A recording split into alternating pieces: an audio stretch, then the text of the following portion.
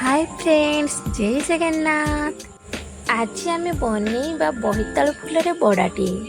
मो गरीब घर झील तो आम बिल में सब चाष हुए।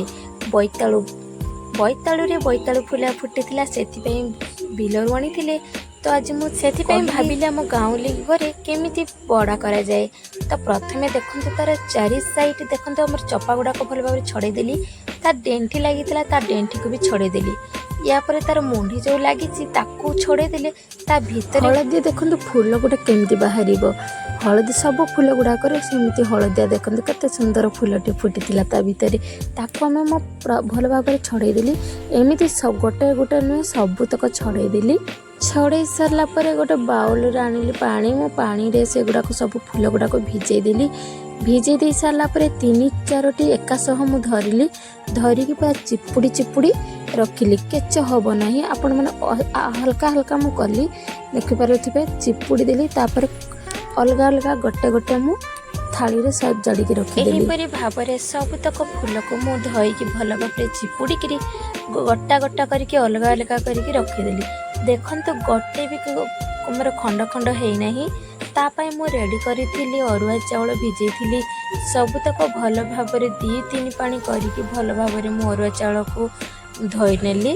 तापाई पुणी रेडी करी मु गोटा जीरा से ऐड करदेली। तापर आमर प्याज कटा रसुण 4-5 कली पकईदेली। बेसी आपण जिनिस अनुजाई ही देबे। मु जिनिस अनुजाई ही मो हिसाब से मोर जेतिक अच्छे मुझे देली। तापर मु सुखिला लंका बा आपण मैंने कंचा लंका भी दे पारिबे किंबा गुंड लंका भी से ऐड करि पारिबे। पिठाळु देखंतु केमती बहलिया बहलिया करिछि। बेसी पानिया करिवेनी। पुणे 2टा सिना मु लंका देइछि किंतु मो राग अनुसार मु अल्प पकई देली। धनिया गुंड पकई देली, जीरा गुंड पकई देली, कलर एवं हळदी गुंड मध्ये पकई देली। पकई सारला पर हमर स्वाद अनुसार अल्प लूण मु सेतिरे ऐड कर देली। आपण माने भी एमिति प्रोसेस करि पारिबे। किछि कड़ा नुहे, पूरा सहज आपण मैंने भी एमती बनईकी खाई पारिबे। तापर सब तक मु गलैली। गलई सारा पर देखंतु केमिति रहीगला बेलू भी टिके बहलिया है। एमती बहलिया बहलिया न कले से फूल रे लागी रहिबो। लागी रहा माने तुम बड़ाटे ही भल कड़ा बसई दी। कड़े मु सरिष तेल नहीं। आपण मैंने चाहिए रिफाइन तेल भी नहीं पारे। आपण जोड़ा यूज करुवे से तेलटा ही खाई पारे।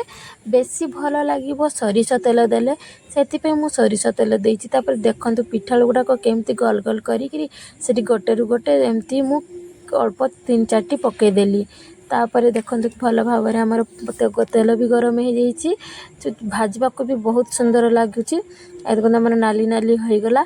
एमती अलट पलट करके मु सबुतक बड़ा मु भाजी देइछि।